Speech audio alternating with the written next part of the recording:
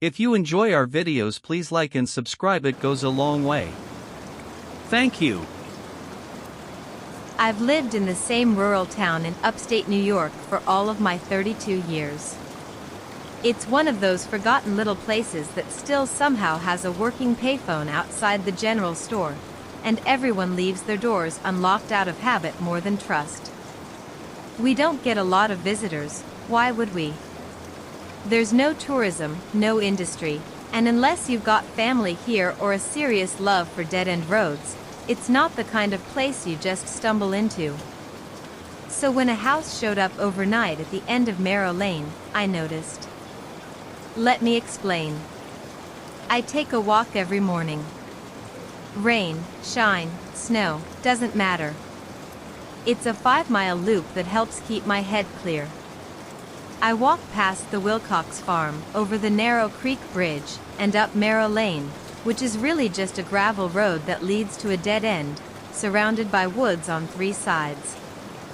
I've walked that path for years.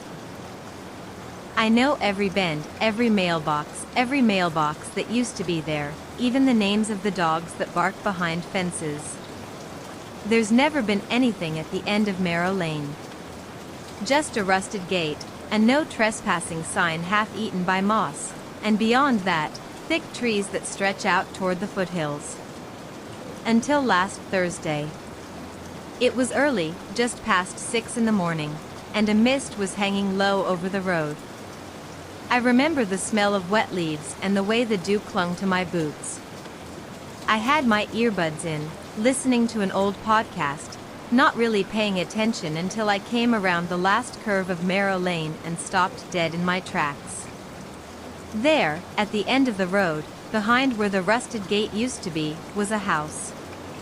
2 stories tall, pale gray siding, dark windows that reflected nothing.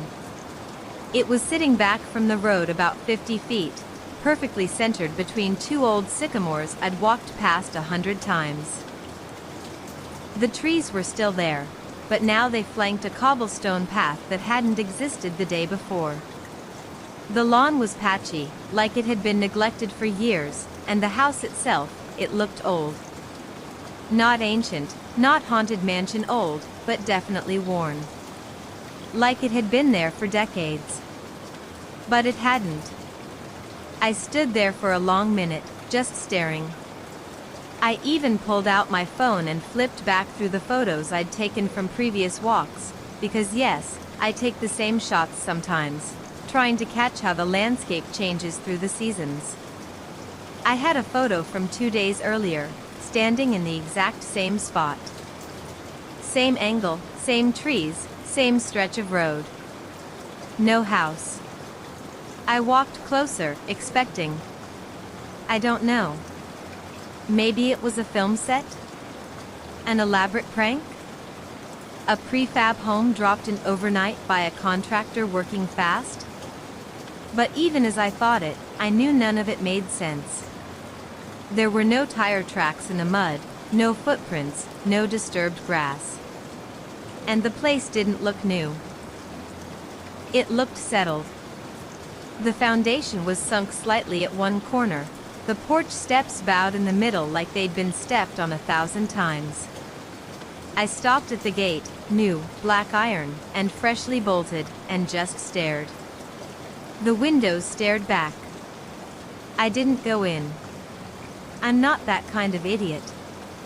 I turned around, walked back home faster than usual, and told myself I'd ask around later. That was the first day. When I asked my neighbor Mr. Darby about it, he's lived here longer than I have, he just gave me a look like I'd asked him if it had snowed in July. "What house?" he said, scratching the back of his neck. "The one at the end of Marrow. Big gray thing, old looking. Right between the sycamores." He shook his head slowly. "Ain't no house down there, son. There's never been one." I laughed, but it came out wrong. "Come on, you don't walk much anymore, but you had to have seen it." I drove Marrow last week, taking the tractor up past the woods. Still nothing down there but trees and deer ticks. He wasn't lying. And he wasn't confused. I could see it in his face. That evening, I drove back to Marrow Lane, just to be sure. The house was still there. Lights were on inside now. Dim, amber-colored ones, like oil lamps behind the glass. I parked at the edge of the road, engine running, and watched the second-floor window. I felt certain someone, or something, was watching me from behind the curtain, though nothing moved. The air felt heavy, like before a thunderstorm, even though the sky was clear. I rolled down my window and listened. No crickets. No wind. No sound at all. Just silence and that horrible feeling of being noticed. I left again, faster this time. Didn't sleep much that night. The next morning, I walked Marrow again, half convinced it would be gone. That maybe I'd imagined it or dreamed it. But no, it was still there, a little darker in color now, somehow, like the siding had absorbed the damp. There was a figure standing on the porch. Not moving. Not waving. Just standing. From a distance, I couldn't make out features. Just the shape, tall, broad-shouldered, head slightly tilted. Like it was waiting. I turned around immediately. I didn't run, but I didn't look back either. That night, I went back online. I tried to find any kind of property record for the end of Marrow Lane. Tax records, maps, satellite images. Everything I found still showed the same thing: trees, empty land, no structures. Google Street View, last updated in 2022, showed the rusted gate and nothing behind it. So what was the house? Who lived there? And why, when I went back a third time the next morning, did the porch have a rocking chair? It hadn't been there the day before. And the figure was gone. I'll admit it, I became obsessed. I started walking Marrow twice a day, once in the morning and once just before dusk. Every time I visited, something about the house was different. Day 4. A mailbox appeared, black with red trim, no name on it. Day 5. The second floor curtain twitched as I passed, like someone had moved it just a little too late. Day 6. I swore I heard a creak, like someone opening the front door just a hair. But when I looked back, it was closed. The changes were subtle. Nothing dramatic. Nothing that could convince anyone else that something was wrong. But I knew. I felt it. This place was growing into the world, like a seed sprouting roots into soil that hadn't agreed to host it. By the end of the first week, I stopped talking to neighbors about it. Too many strange looks. Too many polite smiles and "You sure you're getting enough sleep, buddy?" I knew what I saw. I also knew what I heard on the 7th night. It was just after 2 a.m., and I'd woken up with the dry-mouthed dread that usually means something's about to happen. The house was dark, but the dog was whining at the back door. Now, my dog doesn't whine. He's a mutt, big enough to scare off anything shy of a bear, and I've seen him chase off coyotes without a second thought. But that night, he was crouched low, ears flat, tail down. When I opened the back door, he bolted, not out, but away. Into the pantry, of all places, tail between his legs. Then I heard it. The sound of footsteps on gravel. Slow, deliberate. Coming up my driveway. I turned off the kitchen light and peered out through the window. There was nothing. Nothing I could see. But the footsteps continued. Crunch. Pause. Crunch. They stopped just at the edge of the porch. Then silence. I didn't sleep the rest of the night. And the next morning, the house at the end of Marrow had a second rocking chair. I didn't sleep that night. Not because I was scared, though I'd be lying if I said I wasn't, but because I couldn't shake the feeling that something wasn't right. Not just with the house, but with the entire area surrounding it. My dreams, when they finally came in restless fragments near dawn, were scattered images of the woods, of twisting corridors in impossible configurations, and eyes, countless eyes, watching from within cracks in the walls. By morning, I convinced myself I'd overreacted. Maybe it was an old caretaker's quarters. Maybe that house was always there and I just overlooked it. But I knew better. I knew. Still, I wanted to prove myself wrong. So around 9 a.m., with the fog burning off and sunlight spilling through the thinning tree line, I packed a flashlight, notebook, and my phone into my bag and headed back out. I didn't tell anyone, not Amanda, not even my landlord who owned the cabin. If I found nothing, I'd feel foolish. If I found something, I wasn't ready to explain it. The woods were quieter than usual. Birds still chirped and a distant woodpecker echoed through the trees, but it was muted, like the forest was holding its breath. The trail leading to the house was still there, though less pronounced now, as if nature had started reclaiming it overnight. I crested the final hill and saw it again, the house. But something was off. It looked the same slanted porch, same lopsided windows, but it felt like it had moved. Like it wasn't exactly in the same spot. A few feet to the left, maybe. I blinked hard and rubbed my eyes. The illusion passed, or maybe I willed it away. Either way, I stepped onto the gravel and walked toward the porch. The front door was ajar. That hadn't been the case yesterday. A stale, moldy scent wafted out, stronger than before. I hesitated. Every instinct told me to walk away, but I pushed the door open and stepped inside. It was exactly as I remembered, but now there was more detail. The dust patterns on the floor seemed disturbed. Footprints, bare, human footprints, trailed from the stairs into a room on the right. I followed them. The room was a living space, kind of. A tattered recliner faced an empty fireplace. Wallpaper peeled from every wall, and a broken grandfather clock stood silently in the corner. On the floor was a journal, leather-bound and half-covered in dust. I picked it up and flipped it open. Most of the pages were filled with drawings, distorted faces, eyes, scribbled symbols I didn't recognize. But near the middle, someone had written in frantic, jagged cursive. It doesn't stay still. It waits. It listens. The more you notice, the more it sees. Don't speak to it. Don't feed it. And whatever you do, never ask it questions. My spine prickled.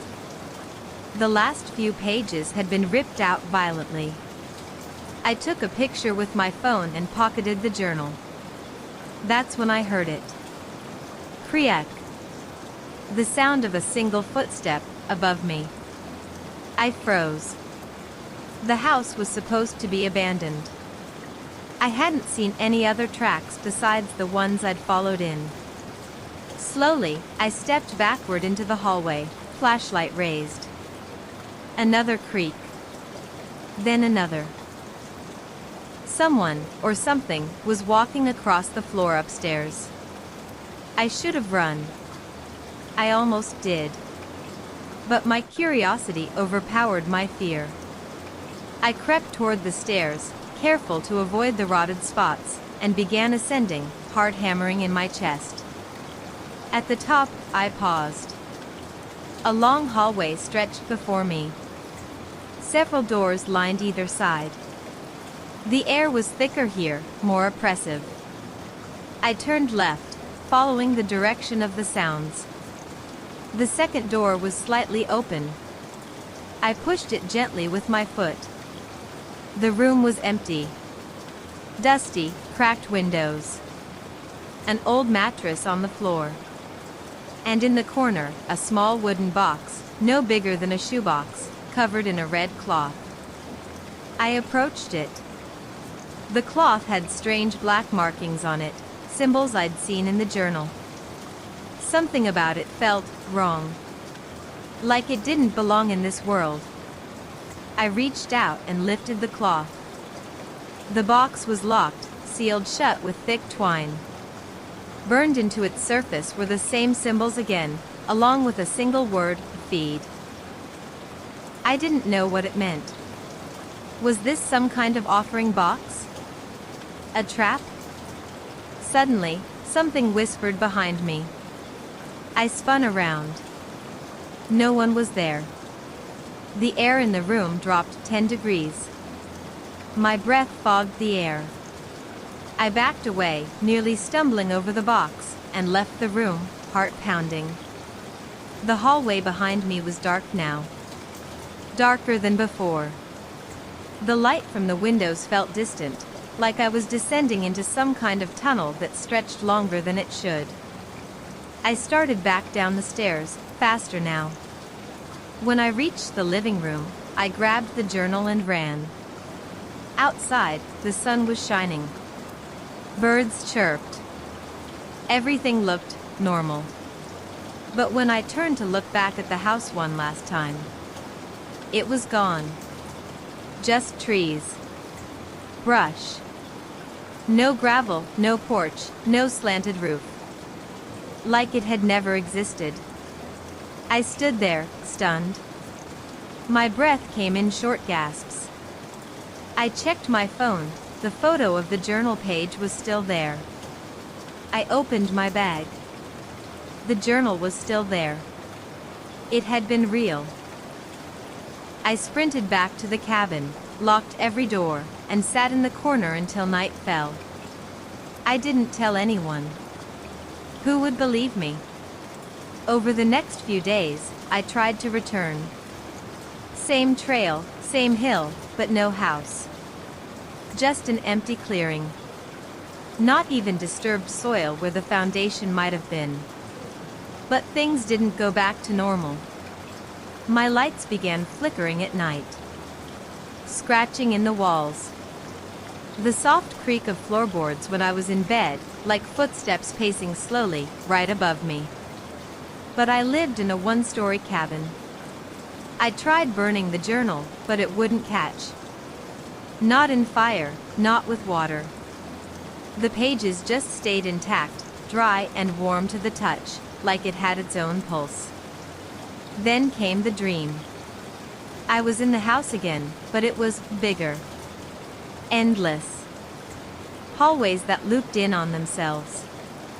I saw the box again, now open, inside a single-toothed human, yellowed and cracked. And I wasn't alone. Something was in the walls. Scraping. Breathing. Watching. I woke up in a cold sweat, the sound of whispering still echoing in my ears. The journal lay open on my nightstand. But I hadn't put it there. It was turned to a new page. You found it. It found you. Now it remembers. I threw it across the room. I nearly moved out the next day, but I stayed. Something compelled me.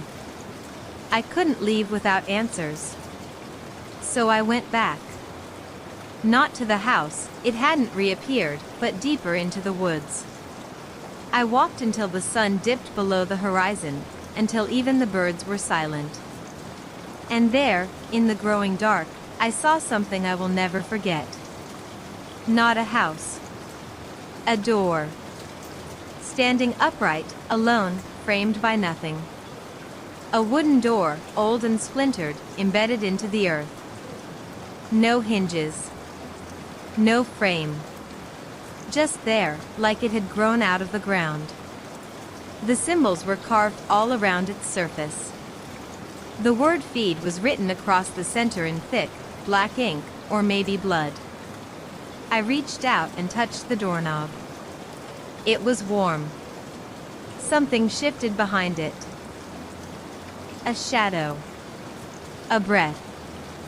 And then I woke up.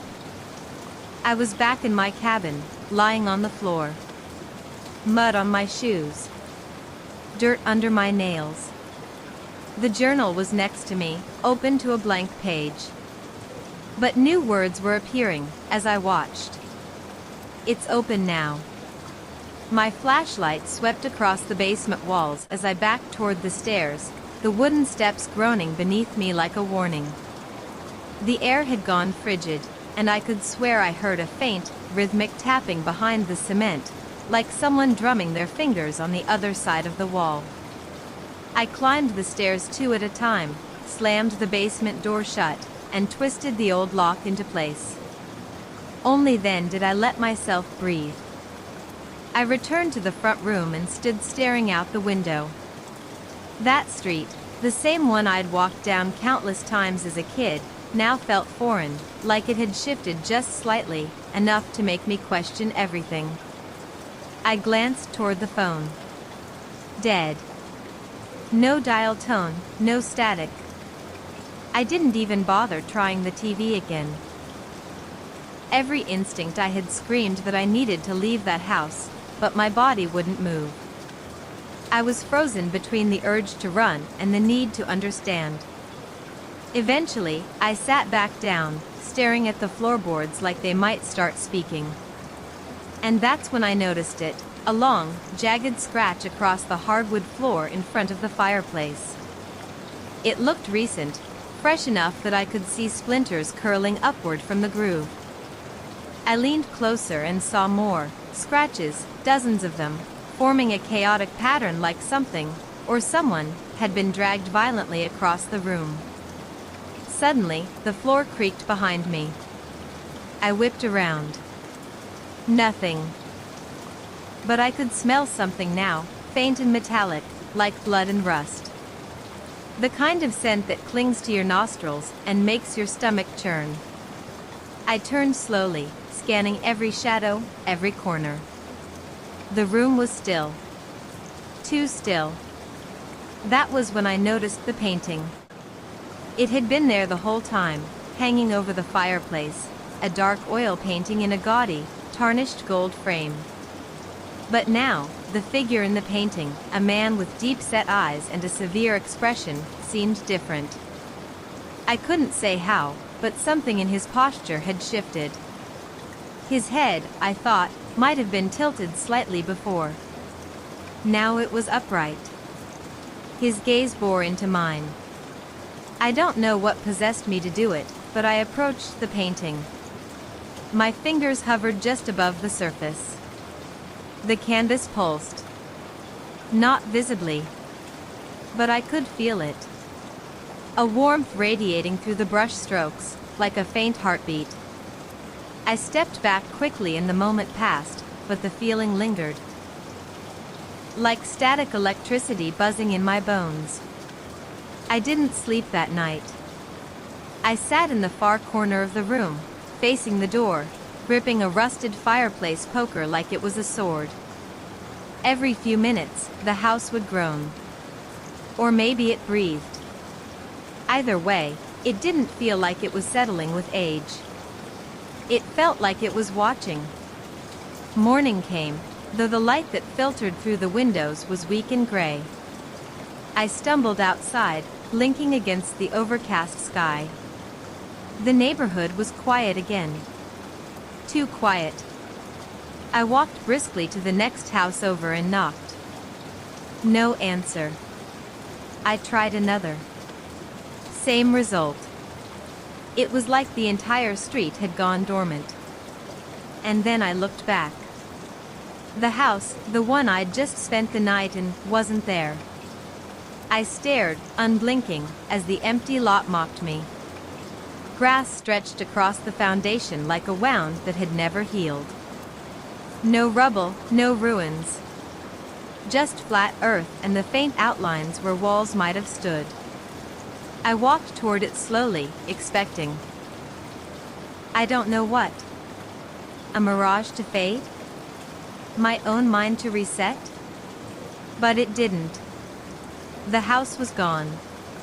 My heart pounded in my throat as I dropped to my knees in the dirt, searching for some trace, any proof that it had been real. My fingers brushed against something hard. I dug, frantic, until I unearthed a jagged piece of wood.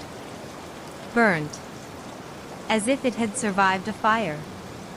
Carved into the side were the letters MD, my grandfather's initials. That was when I heard the whisper. Just a breath, a single syllable, back. I spun around. No one. But when I turned back toward the lot, there was something there now. Not a house. Just a door. Freestanding. Weathered, red-painted wood with a brass knob, standing upright in the middle of the lot with no frame, no walls, nothing to support it. I approached cautiously. The door was closed, but it felt open. Like it had been waiting for me. I should have run. Every rational thought I had begged me to walk away, to forget it, to get as far from that place as I could. But something else, deeper, older, tugged at me. A need to know. So I opened the door. There was nothing on the other side. No room, no light. Just darkness. Pure, unbroken, cold darkness. And yet I stepped through. The sensation was immediate, like falling into freezing water. The air was thick and wet, my skin prickled with goosebumps. I blinked, trying to adjust, but the darkness remained total. Then, slowly, a shape emerged. Faint at first, then clearer, I was in a room. Not the same one from before, but similar. The walls were peeling. The ceiling sagged. The smell was back, rot and rust and something else, something that spoke of decay beyond the physical. A voice broke the silence. You came back. It wasn't a whisper. It wasn't even hostile. It was tired.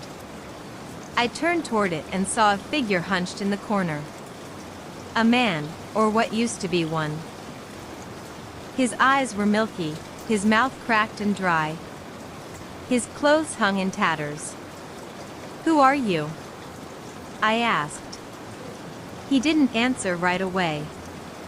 Just looked at me with something between pity and guilt. You shouldn't have come here, he said. It remembers you now. What does? The house. I frowned. But it's not real. It's gone. He laughed, a dry, hollow sound. That's what it wants you to think. But it's in you now. That door? It didn't appear for everyone. Just for you. Because you belong to it. I stepped back. No. This is a dream, or a hallucination. I didn't sleep. I'm just... You're awake, he interrupted. More than you've ever been. That's the problem. The room started to shake. Dust rained from the ceiling. The man looked up, terrified. It knows you're here. You have to leave. Now. I turned toward the door, still standing in the middle of the room, glowing faintly at the edges. I ran to it, threw it open, and found myself in a hospital room. Bright lights. Beeping monitors. The sudden, sterile scent of antiseptic. I was lying on a bed, for in my arm. A nurse looked up from her clipboard and gasped. He's awake, she shouted. Within seconds, a doctor entered, followed by another nurse and, to my surprise, my aunt. She rushed to my side, tears spilling down her face. You scared us half to death, she said. You've been missing for days. I blinked. What? They found you collapsed in the woods outside town, the doctor explained. dehydrated, malnourished. You've been unconscious for nearly a week. That didn't make sense. I'd only spent one night, maybe two, in that house. I tried to explain, but the more I spoke, the more confused they looked. There's no house on that street, the nurse said gently. There hasn't been for 40 years. It burned down. Total loss. Your grandfather was the only one who survived. My breath caught. No, I whispered. I was in it. But they didn't believe me. I could see it in their eyes. Polite concern, veiled fear. My aunt stayed by my side for hours, holding my hand like I might disappear again. Eventually, they released me. I went home. But I wasn't the same. And the door was still there. Not physically, not in my yard or on the street. But in my dreams. Always standing. Always waiting. And sometimes, when I close my eyes, I hear it creak open. Just a little. Just enough. I don't know how long I stood in that empty bedroom, my back pressed against the wall like it could protect me from something unseen. The silence had turned viscous, thick like tar in my ears. I could hear my own breathing now, ragged, uneven, and I realized how quiet the house had become. Too quiet. I didn't want to move, but my muscles were already twitching with adrenaline, that animal instinct clawing its way to the surface. Something was wrong. No, everything was wrong. And I had the unsettling sense that whatever was in this house with me was aware that I'd finally noticed. I left the bedroom and crept back toward the staircase. That awful wallpaper still curled in places, almost like skin peeling in heat, and I couldn't help but notice how it seemed more decayed than before. Like the house was aging in fast forward. The floorboards groaned beneath my feet, louder than before. Angrier. At the top of the stairs, I paused. I could see the front door now, still slightly ajar.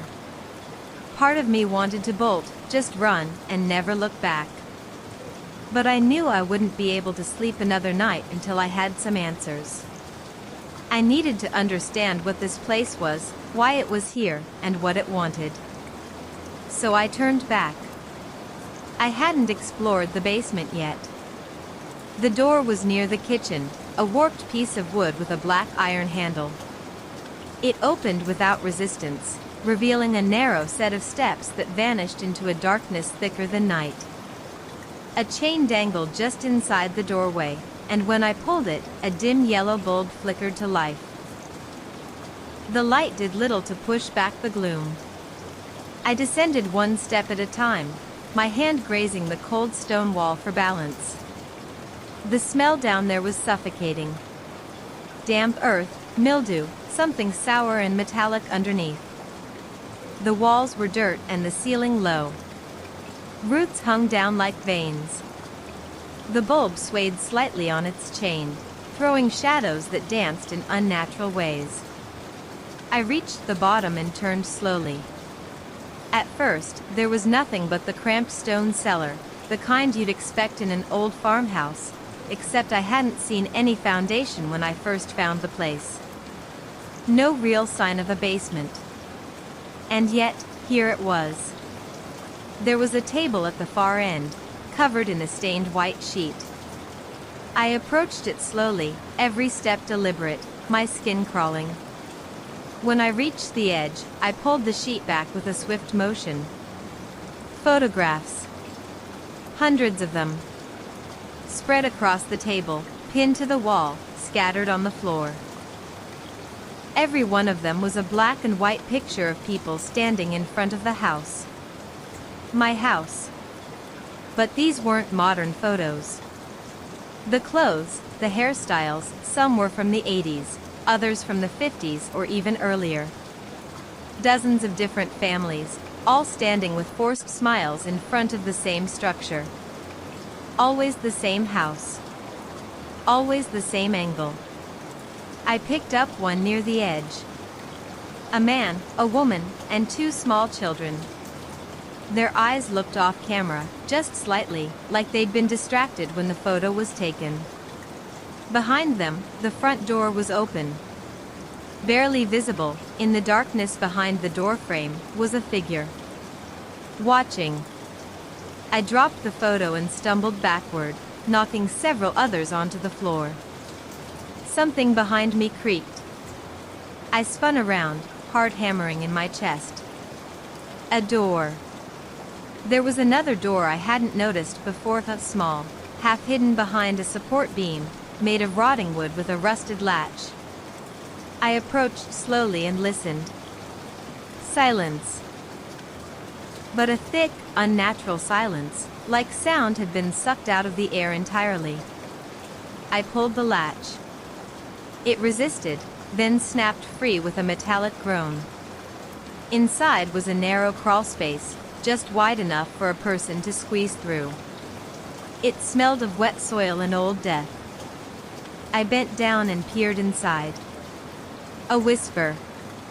I heard it, soft, delicate, like someone breathing words directly into my ear. Come closer. I jerked backward, hitting the wall behind me. I should have run. I should have sealed that door and never looked back. But something compelled me. Not a voice, not an urge, more like a pull. Like gravity had shifted and I was no longer fully in control of where I moved or why. So I crawled in.